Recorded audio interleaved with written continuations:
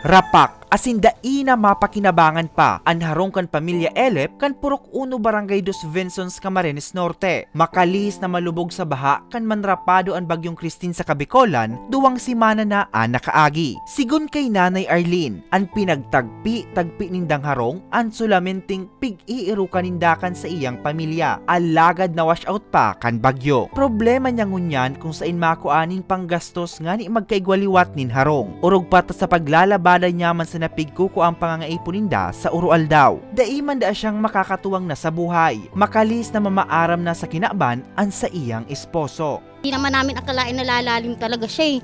Talagang hanggang kalsada. Yun ang ano talaga ng tubig. Lampos talaga yung ano namin na yan. Bahay.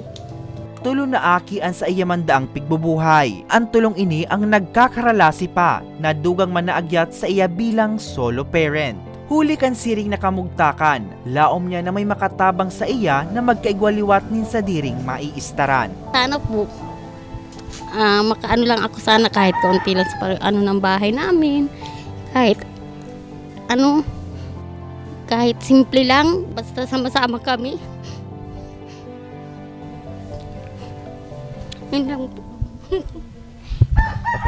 Sigun sa opisyal kan barangay na si Robert Chuahap, naipaabot naman ninda sa mga nanunungdan ang kamugtakan kang pamilya Elep, alagad has tangunyan ang dai pa man natatawan nin kasimbagan. Ugnayan naman po si Kapitana at nung nag-meeting kami sa munisipyo po at yun po sila po nag-usap ay ngayon po mamaya po kasi may session kami pag-uusapan rin po namin about typhoon po yung mga na-damage pong bahay yun po. Sa ngunyan, para mientras na nagrenta ang pamilya Elep sa kataid nindang harong. Para sa mga baretang tatak Bicol, Hercules Barbacena.